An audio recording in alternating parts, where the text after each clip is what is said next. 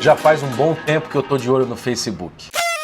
E muitos aqui que estão inscritos no canal recentemente não sabem que há mais de um ano atrás, o meu primeiro vídeo que eu coloquei no Facebook e depois no YouTube foi um vídeo sobre as mudanças nas políticas internas do Facebook que depois iriam acabar naquela censura que aconteceu das páginas católicas e conservadoras aqui no Brasil. Além daquele período, já fazia um tempo que eu mapeava as ações do Facebook e agora as coisas estão ficando feias para ele e, obviamente, para o Zuckerberg. Nós sabemos que o Facebook não tem uma concorrência proporcional ao tamanho da sua empresa. Nenhuma outra empresa de mídia no mundo tem a capilaridade, o poder e a quantidade de usuários que o Facebook tem. Ou seja, não há concorrência proporcional. Não há competitividade verdadeira no campo das redes sociais, no nicho do Facebook.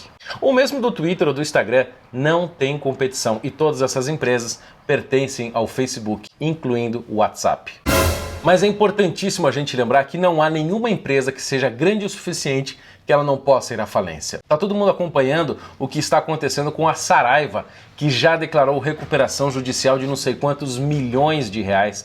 Todo mundo está acompanhando a quase falência da Livraria Cultura, da FENAC, a francesa. A Blockbuster, por exemplo, foi uma grande empresa que fez um sucesso imenso, faliu. A Sears, aquela grande empresa de mercadorias nos Estados Unidos, também está indo à falência. O próprio Orkut foi uma rede social pioneira que depois foi substituída pelo Facebook. E ninguém imaginou, por exemplo, que o Orkut pudesse acabar. E é uma presunção do Sr. Zuckerberg achar que só porque o Facebook é grande demais ele não pode acabar. E neste vídeo eu quero marcar aqui mais uma vez na internet um conjunto de fatos sobre o Facebook que sinalizam caminhos terríveis para a própria rede social. Um dos principais fatos que abalou a segurança do consumidor na rede social foi o banimento do Alex Jones do Facebook e do Twitter e também aquele banimento estranho das páginas católicas em junho de 2017. Porque nós sabemos que um consumidor está disposto a ter um bom relacionamento com uma empresa não se ele tem liberdade em primeiro lugar, mas se ele confia naquela empresa. E a confiança que os clientes do Facebook, nós, os usuários, temos na plataforma está cada vez mais baixa. E confiança baixa significa coisa ruim para a empresa. Todo mundo ficou pensando, se as páginas católicas e tantas outras páginas foram deletadas, se o Alex Jones foi banido, por que isso não pode acontecer comigo? E as pessoas começaram a buscar outras opções. Depois aconteceu aquele grande banimento, aquela deleção, aquela destruição de mais ou menos 800 páginas no Facebook, em que ele disse especificamente que não foi por causa do conteúdo em si, mas da prática que essas páginas faziam. E praticamente todas as páginas eram de cunho liberal ou de cunho conservador, católico, protestante, etc. O que configurou uma perseguição política e não simplesmente uma ação para proteger os usuários, como o Facebook alegou.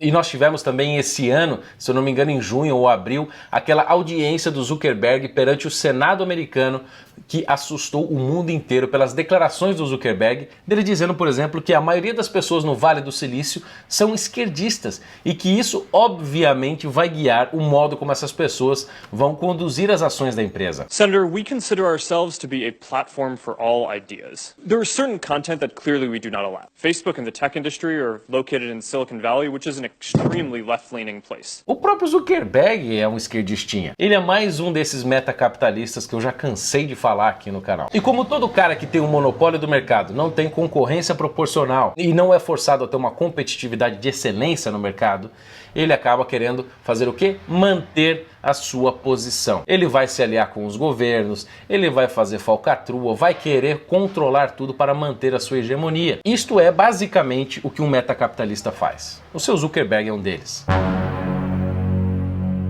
E é por isso, por exemplo, que o Facebook trata seus usuários como se fossem verdadeiras crianças. Pior que criança, verdadeiros idiotas, mentecaptos. Eles acham realmente que nós somos burros. Ficam querendo regular o que é ofensivo ou o que não é. Como se a gente não pudesse simplesmente ignorar ou deixar de seguir ou bloquear aquela pessoa. Esses recursos existem para nós e eles mesmos criaram. Senator, we consider ourselves to be a platform for all ideas. There is certain content that clearly we do not allow. There is certain content that clearly we do not allow. There is certain content that clearly we do not allow.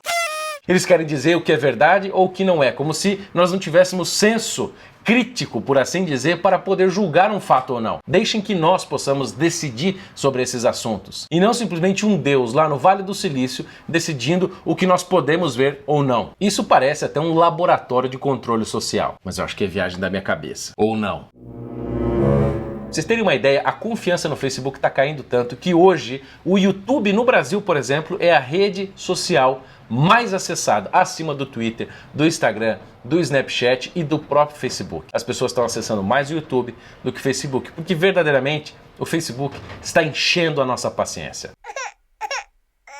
Eu mesmo, por exemplo, interajo muito mais no Twitter do que no próprio Facebook. Quem quiser me seguir lá no Twitter, fica a dica. Entre lá no Twitter, se você não tem uma conta, faça uma conta lá. É Bernardo P. Custer. Se você digitar no campo de busca Bernardo P. Custer ou Bernardo Custer, você vai me achar lá. E lá eu consigo interagir, tenho mais curtidas, tenho mais relacionamento com os meus seguidores do que no próprio Facebook. Então essa baixa confiança que os usuários do Facebook têm na própria rede social e o cerceamento da liberdade interna dos indivíduos dentro da rede tem causado efeitos gigantescos na própria rede social. Muita gente está saindo de lá e é incrível, que eu até vou pegar minha colinha aqui, que as ações do Facebook caíram aproximadamente $73 em apenas 4 meses. Isso, para quem entende de bolsa de valores, é muita coisa. Voltando ao valor de fevereiro de 2017, voltando um ano e meio atrás no valor das ações. Foi a maior queda de ações do Facebook desde a sua fundação e da liberação das ações para o mercado.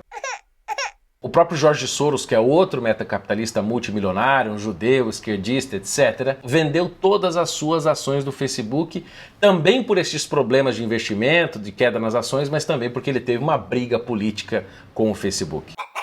E os problemas só aumentam e que vão contribuir para a queda da confiança do usuário no Facebook. O parlamento britânico agora apreendeu muitos documentos do Facebook relativos àquele caso do Cambridge Analytica, que foi aquele vazamento de dados de aproximadamente, acho que 87 milhões de usuários que tiveram seus dados vazados para análise e venda de informações para políticos, etc. E ainda mais, não bastasse isso, teve 7 países, incluindo o Brasil, que convocaram o Zuckerberg para participar de uma audiência sobre fake news, vazamento de dados e tantos outros problemas com o Facebook, e o Zuckerberg se negou a ir. Por que é que ele se negou a ir? Por que é que ele se negou a participar do negócio que é da rede social dele? A rede social dele está uma porcaria, as ações estão caindo, está todo mundo fugindo de lá, e mesmo assim ele se nega a dar explicação a 7 países. O Brasil, por exemplo, é um dos países que mais tem usuários lá. Por que é que ele não dá atenção pra gente? Eu acho que ele acredita que o monopólio dele durará para sempre.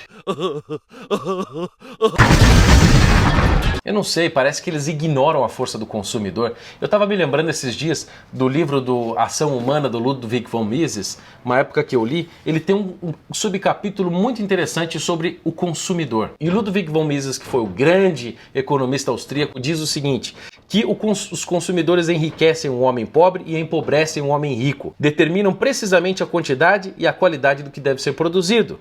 São patrões impiedosos, cheios de caprichos e fantasias, instáveis e imprevisíveis.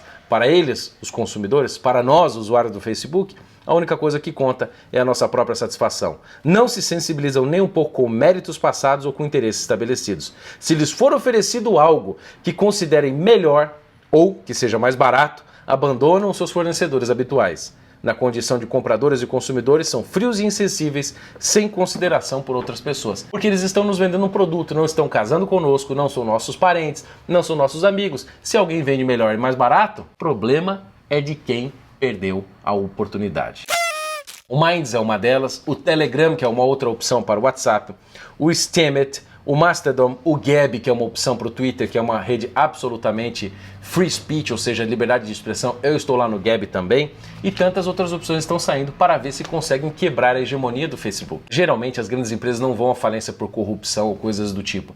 Elas vão à falência por presunção e porque não acompanham o amadurecimento dos seus clientes. E porque muitas vezes se presumem imbatíveis. O desespero do Facebook está tanto que ele está jogando nos próprios usuários uma espécie de responsabilidade ou até de atração para descobrir problemas na rede e melhorar. Eles lançaram um programa chamado Bug Bounty, ou seja, seria os caçadores de recompensa dos bugs, dos problemas na rede. E ele vai dar $40 mil para os usuários do Facebook que descobrirem falhas no sistema que permitam acessar os perfis de outras pessoas. Ou seja, vazamento de dados. Agora, o que vai acontecer com o Facebook perante tudo isso é um grande mistério. Ou o Facebook vai falir e vai fechar, ou o Facebook irá se inovar, irá se reinventar, o que eu duvido que aconteça devido à presunção do Zuckerberg, ou ele vai vender para um chinês, para um saudita, para um grande bilionário de mídia, ou, se tem outra opção, eu desconheço. Existe uma coisa que me coloca um alerta na cabeça. Vocês lembram daquelas associações do governo da Dilma com o Facebook? O nível do esquerdismo e das relações da Gleisi Hoffmann com o Facebook aqui no Brasil? Isso me deixa um alerta de que é possível que o Facebook não venda e não mude, não faça muitas coisas porque ele tem rabo preso com governos, com venda de informação e etc. Este é um ponto que a gente deve considerar, porque muito mais do Facebook que a gente vê, existe toda uma agenda oculta do Facebook por trás que nós denunciamos frequentemente aqui no canal. Então o que vai acontecer permanece um mistério. O fato é que eu estou registrando isso, mas eu acredito que os dias do Facebook realmente estão contados.